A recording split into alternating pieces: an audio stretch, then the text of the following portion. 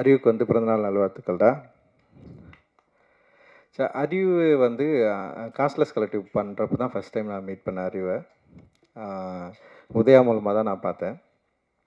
அறிவு வந்து ஃபஸ்ட்டு பாடினதே வந்து அம்பேத்கருடைய அந்த வாழ்க்கை வரலாறை அவர் வந்து பாடினார்.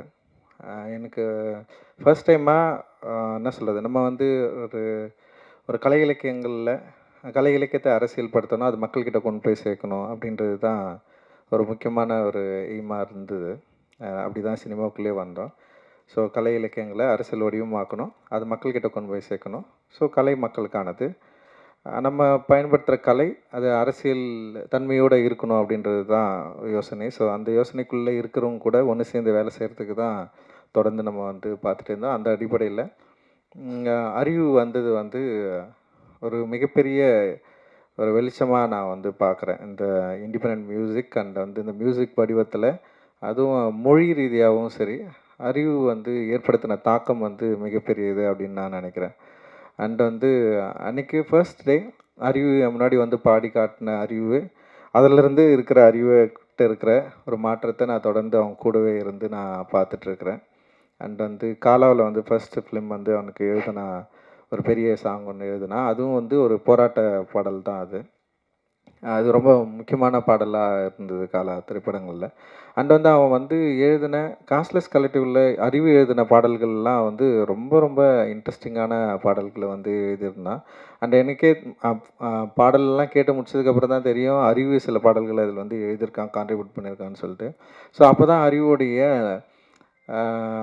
அந்த லிரிக் அண்ட் அரசியல் தன்மையை வந்து கொஞ்சம் கொஞ்சமாக புரிஞ்சிக்க முடிஞ்சுது. அண்ட் அறிவுக்கு ஒரு அரசியல் தன்மை இருந்தது. இங்கே என்னை பார்க்குறதுக்கு முன்னாடியே அறிவும் பாபாசாஹேப் அம்பேத்கருடைய கருத்துக்களால் ஈர்க்கப்பட்ட ஒரு மாணவனாக இருந்தது வந்து எனக்கும் அறிவுக்கும் ஒரு பெரிய நெருக்கத்தை வந்து உண்டாக்குச்சு. ஸோ அதன் அடிப்படையில் தான் அறிவு கூட ரொம்ப நெருங்க முடிஞ்சது. ஆனால் அதே நேரத்தில் அரசியல் தன்மையை, அரசியல் கருத்துக்களை எப்படி வந்து எளிய வடிவமாக மாக்கி மெயின் ஸ்ட்ரீம் பிளாட்ஃபார்மில் வந்து ஆடியன்ஸை வந்து கனெக்ட் பண்ணுறது, இது ஒரு பெரிய சவால் ஆக்சுவலி. இப்போ நான் திரைப்படம் எடுக்க வரப்போ கூட வந்து நம்ம கதை, அப்புறம் நம்ம யோசிக்கிற அரசியல் தன்மை வந்து இங்கே இருக்கிற மெயின் ஸ்ட்ரீம் ஆடியன்ஸ் வந்து கனெக்ட் பண்ணுமா, இவங்க அக்செப்ட் பண்ணுவாங்களா இல்லையா? ஏன்னா மெயின் ஸ்ட்ரீம் அப்படின்றதே வந்து சந்தைப்படுத்துதலில் தான் ஒரு மெயின் ஃபோக்கஸாக இருக்குது. அண்ட் வந்து அதை வந்து வணிகம் மயமாக்குதல், இல்லை வந்து அது வணிகத்துக்கு உட்பட்டிருக்கா, இங்கே சந்தைப்படுத்துகிறவர்கள் யார், சந்தையில் யார் பொருள் வாங்குறது, ஸோ இது மாதிரி நிறைய விஷயங்கள் இருக்குது. ஸோ இப்படி இருக்கிறப்போ சந்தையாளர்கள் இந்த மாதிரியான அரசியல் தன்மையுள்ள, அதுவும் வந்து தலித்துகளுடைய லைஃப்பை அடிப்படையாக கொண்ட அரசியல் தன்மையுள்ள விஷயங்களுக்கு வந்து எந்தளவுக்கு சப்போர்ட் பண்ணுவாங்க அப்படின்றது ஒரு பெரிய கேள்விக்குறியாக இருந்த காலகட்டத்தில் தான் எங்களுடைய வாழ்க்கை, அதாவது திரைப்பயணத்துலையும் சரி இசை வடிவங்களையும் வந்து ஸ்டார்ட் ஆகுது. ஸோ அப்படி வந்து அறிவு வந்தப்போ, அறிவுடைய ஸ்டைல் இருக்குல்ல, வே ஆஃப் எக்ஸ்பிரஷன் அண்ட் அந்த அந்த அந்த தன்னை வெளிப்படுத்துதல் வந்து மெயின் ஸ்ட்ரீம் ஆடியன்ஸ்க்கு வந்து ஈஸியாக கனெக்ட் ஆகிற ஒரு லாங்குவேஜாக இருந்தது. அண்டு உலக அளவில் இன்றைக்கி வந்து Indian artist and independent artist and wrap, இது வந்து வந்து பயங்கர பாப்புலர் மியூசிக்காக இருக்கிறதுனால, ஒரு பாப்புலர் மியூசிக்கோட வடிவத்தில் அறிவு பாடுறதுனால அது ஒரு பாப்புலர் மீடியம், ஒரு பாப்புலர் ஆடியன்ஸ்க்கு வந்து ஈஸியாக அது கனெக்ட் ஆச்சு. ஸோ அப்படி ஈஸியாக கனெக்ட் ஆகிறப்போ அறிவு பாடுற பாடல்கள் இருக்கிற அரசியல் தன்மையும் வந்து அவங்கக்கிட்ட போயிட்டு டிஸ்கஷன் பண்ண ஆரம்பிச்சுது. இது ரொம்ப முக்கியமானதாக நான் வந்து பார்க்குறேன். ஸோ ஒரு மீடியம்மை கையாளுறது வந்து ரொம்ப ரொம்ப முக்கியம்.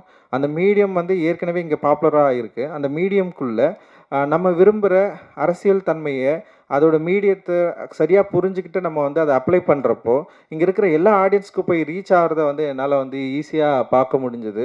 அப்படி தான் அறிவுக்கு வந்து வெற்றி கிடைச்சது அப்படின்னு நான் நினைக்கிறேன். ஏன்னா ரொம்ப சாதாரணமாக இது வந்து கிடச்சிடாது.